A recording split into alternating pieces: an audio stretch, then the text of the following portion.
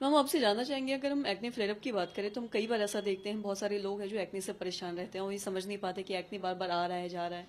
कई बार वो कोई ऐसी चीज़ लगा लेते हैं जो उनके स्किन को और ज़्यादा ख़राब कर देता है या एक्ने बढ़ जाता है। मैं आपसे जानना चाहूँगी कि ऐसे लोगों का क्या खान पान होना चाहिए और साथ ही साथ क्या फेस पे लगाने से बचना चाहिए या फिर क्या लगाना चाहिए?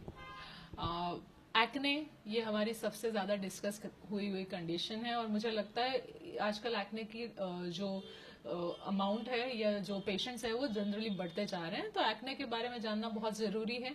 ये टीन एज में होता है और उसके बाद एडल्ट एज में भी हो सकता है। एक्ने हार्मोन से जुड़ी हुई समस्या है। स्किन के अंदर ऑयल ग्लैंड्स रहते हैं और उसके ऊपर हार्मोन्स काम करते हैं। उसकी वजह से पिंपल्स कम ज्यादा होते रहते हैं। एक्ने के अलग अलग स्टेजेस रहते हैं, जैसे ब्लैक हेड व्हाइट हेड्स है या कभी पस वाले दाने हैं या कभी नोडुलर बड़े बड़े दाने हैं या फुंसियां हैं चेहरे पे या बॉडी पे हो सकते हैं। बहुत सारी चीजें हम गलत करते हैं, उसके वजह से कभी कभी फ्लेयर्स बढ़ते हैं। तो पहले हम फूड रिलेटेड हैबिट से बात करेंगे। तो जो ऑयली फूड है, प्रोसेस्ड फूड है, जंक फूड है, ये जनरली मैं पेशेंट्स को अवॉइड करने के लिए बोलती हूँ।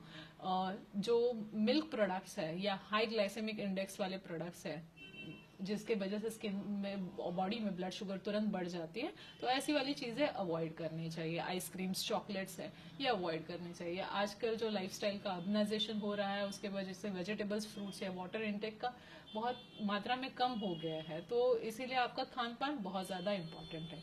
सेकेंडली हमारी कुछ हैबिट्स है जो एक्ने बढ़ा सकते हैं। आप कैसे तरीके के प्रोडक्ट्स यूज कर रहे हैं नहीं।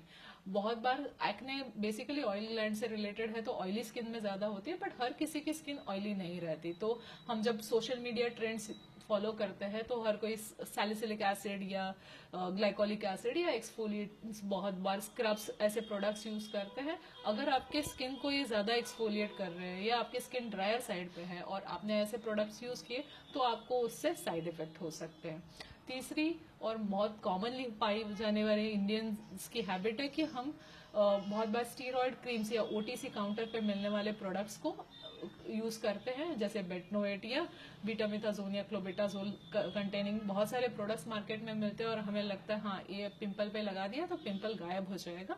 बट ये सारी चीजें यूज करने, बहुत सारे ऐसे लोग हैं या फीमेल्स हैं जो थोड़ा सा ये क्रीम हमेशा मॉइस्चराइजर में मिला के या जब भी 2-3 साल या 2-3 महीने यूज करती रहती है। तो ऐसा यूज करने से क्या होता है, स्किन आपकी पतली हो जाती है, सेंसिटिव हो जाती है और एक्ने की प्रॉब्लम और ज्यादा बढ़ जाती है। तो कोई भी ओटीसी प्रोडक्ट बिल्कुल क्विक फिक्स के लिए यूज नहीं करना है।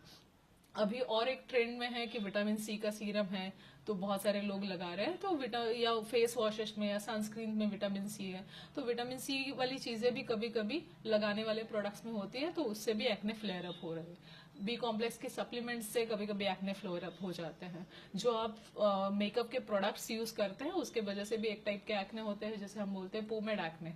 अगर आप जिमिंग कर रहे हैं उसके लिए कुछ स्टीरॉयड सप्लीमेंट्स या वे प्रोटीन्स ले रहे हैं तो उसके वजह से भी एक्ने फ्लेयर अप हो जाते हैं। तो बहुत बार लोग टूथपेस्ट या ऐसा कुछ क्विक फिक्स के लिए यूज करते हैं, तो उसकी वजह से कभी कभी स्किन पे बर्न्स हो सकते हैं, या नींबू का रस, ऐसे कुछ भी चीजें आप लगा लेते हैं। तो ये सब चीजों का प्रयोग नहीं करें, आपके स्किन के साथ एक्सपेरिमेंट नहीं करें।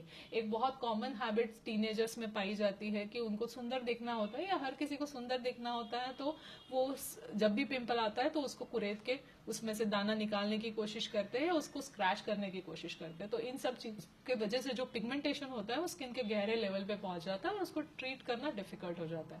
तो सबसे पहले आप आपके पिंपल के प्रॉब्लम के लिए डॉक्टर्स की सलाह लें, प्रॉपर मेडिसिन यूज करें, प्रॉपर स्किन केयर रूटीन कीजिए। पिंपल कोई एक टाइम समस्या नहीं है, वो कम ज्यादा होने वाली समस्या है। तो इसके साथ जो वे है वो लंबा है, तो प्रॉपर गाइडेंस के बिना मुझे नहीं लगता आप इससे छुटकारा पा सकते हैं।